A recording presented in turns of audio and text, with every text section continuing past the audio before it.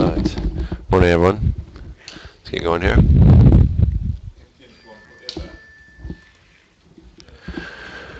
Right. The Friday session in the States, you can see, was a bit wishy-washy, just kind of moved out to the right the entire day.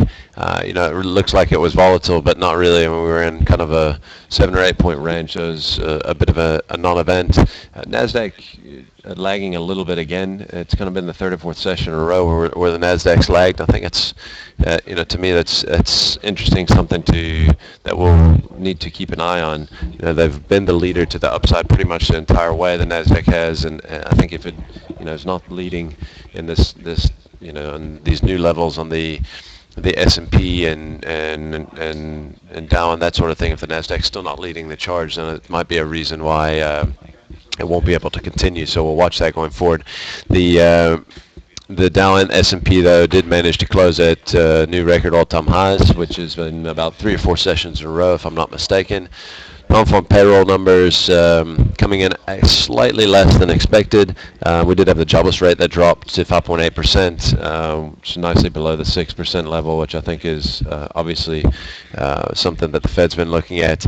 But bottom line is the weaker jobless numbers actually, our non-farm payroll numbers actually got things turning a little bit. We saw some moves in the bond market there. We saw some real spikes in bonds and drops in yields, and we saw the gold price, which actually I think the gold price, the run in the gold price was more because so many people are short. Gold really dropped a big technical level around 1180, $1,200 only a week ago, and so I think caught a lot of guys on the short side there and a lot of short covering in gold on Friday, and also the entire commodity complex a little bit more bid in the last few sessions.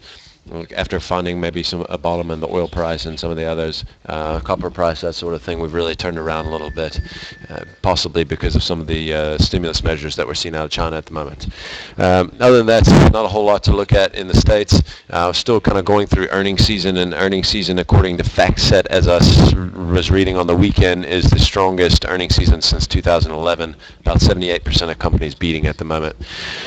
This morning we had a little bit of a rally there in the Hang Seng and in Shanghai, mostly because they finally pegged a date for the two stock markets to become interlinked.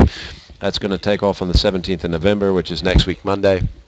Other than that, it was a quiet day out of Asia. I was kind of actually expecting a little bit more. There's a hell of a lot of going on this weekend, in China, with some of the government meetings and things like that, and a lot of speeches from Xi and basically talking about lots of different things, talking about the amount of foreign demand that China's going to have going forward, talking about that they have over the last couple weeks, it's kind of come out that they've been putting through some stimulus measures into the economy of a very significant number, upwards of 600 billion, if I'm not mistaken, among other things. So there's a lot kind of going on there.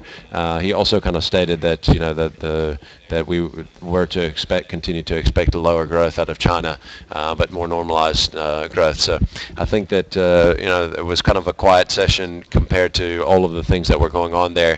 What'll be interesting to see is how that new interlinking of the two markets is going to affect things when they start next week. All right. Charts of interest. This is actually out of FactSet. We've got S&P 500 at record highs, but forward PEs are actually are dropping at the moment. If you look here, going back a little bit longer, and you can see that that's the one reason I think it's a big feather in the bulls camp here, that forward PEs actually. I shouldn't say dropping, but they're not really rising as the market's rising. If you look at the last, call it 1 year, going back to this time last year in 2013, you can really see we've kind of been hovering below this 15.8%. The 16.2, which is, if I'm not mistaken, the 15-year average. We've kind of been just hovering below that and moving out to the right, even if the market's just ripping to new highs. So we are getting the earnings growth to go along with the market at the moment. So I don't think that people can say that S&P is drastically overvalued according to that sort of measure. All right. Getting into corporate action this morning, quite a bit going on. We had Tungart and Vodacom out this morning. Vodacom's numbers look actually quite shocking.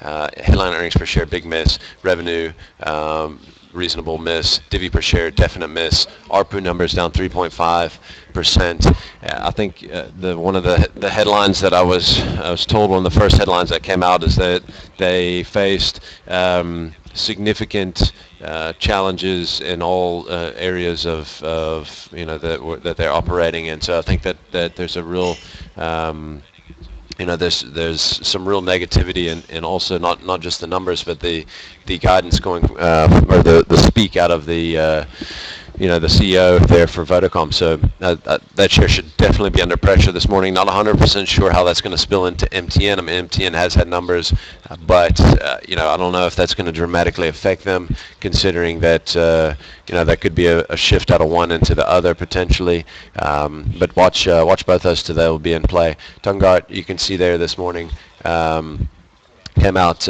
numbers looking relatively in line, if I'm not mistaken. Divi per share maybe a touch light, but not terrible numbers. And then we've got Invicta as well out this morning. We've got Lawnman with full year 2014 numbers, and we've got Seppi with full year 2014 numbers. So we've got a couple shares going to ex-div today. That's Steinhoff and Rimgro, so keep an eye on those on the opening bell this morning.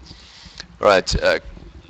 Market data out today. We had Chinese PPI numbers, which came in very benign. I mean, that's obviously throws the opportunity out for more stimulus, I guess, in that side. CPI numbers came out dead in line, and then we've got industrial production out of Italy a little bit later. All right, let's get into the maps. Okay,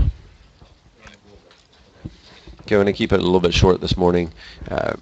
First thing that we're going to have a look at is the Aussie spot market, and we're going to look at it on a 30-minute chart here. And I think what we can look at is that we had this kind of breakout maybe above this level on Friday, and we really just kind of consolidated up there after we broke out of this little range. And from that point, we've just kind of, like I said, we put a little bit of consolidation on there. We're popping out the top of that this morning. I really think that we probably got from the breakout maybe that happened just north of 45,000. We've probably got about 600 points of upside, so we've probably got another 250 points of meat left on the bone potentially this morning. Next one we'll look at is CFR. We talked about this on Friday. They did have earnings before the bell, and they had a spectacular reversal. We traded down to about 88.50 in volume on Friday's session, only to reverse and open in Switzerland or closer to around 90.50 and 94.50, and then really just pushed up from there. So you can see what we did have, and we had talked about this before, this little inverse head and shoulder pattern that's been going on in CFR for quite some time. We really reached our target. If I'm not, we more or less reached the target on Friday's move in and of itself. I think what we need to do here is we need to look back a little bit longer term, and we need to really look at where the major levels are. We obviously know we've got some horizontal support resistance there at 100, which I think is probably the biggest level. Obviously, we also have, some of these longer term levels as well. So I would look at this as a move to 100 might be where we're probably going today. I wouldn't be surprised to see a second day play there today. So watch CFR closely. But we get up to $100, we might encounter a little bit of resistance in CFR. Next one I want to look at here is Naspers. And Naspers as well. And we're also looking at this in short term on the 30-minute here, but last handful of sessions we've popped up right at $1,400 a couple times to test, and just haven't been able to squeeze anything even a cent over 1,400. You can see there maybe around 1397 is where the real significant resistance has come in, and we've backed off above that, or backed off from that about every time. I would look at this, I suppose maybe around 1380, 1375, somewhere along that line is where we've been pulling back to. We did, like I said, we briefly got below that before. Looking at the height of this, I'd either look at this as kind of a 35 or a 25 rand breakout. If we get above 1400, which I think we most certainly will this morning on this morning's open, Tencent up about 2.2% as we speak in Hong Kong. And so I'd fully expect this thing to break out through 1400. Our target's going to be somewhere in the neighborhood of 1425 to 1435. So just watch that one closely this morning on the likely breakout. And then the last one I want to look at here is actually Kumba. And this thing has been the dog. We know that. We've talked about this and how much we dislike it and that sort of thing technically. But we've really entered into a period of real stagnation here, and kind of making a bit of a narrowing wedge, a little just moving out to the right for, it's been almost a week and a half now that we've been in as little as a 10 rand range, from about 285 to 275. I know that, looking at this in this manner, we're probably looking at a breakout happening maybe just before 285, but I would say that if we do get above 285, we definitely you can confirm that we'll probably have a move up to at least the 295, maybe even the 300 level, and vice versa. And we drop 275. I think we come back and we test the recent lows. So just keep an eye on that one today. There's a lot of things also. Some of the gold miners and stuff like that ran hard in the States. So there's a lot to watch this morning between all the earnings and the different big picture things that we've got going on. So good luck out there today, guys. That's it. Thanks a lot.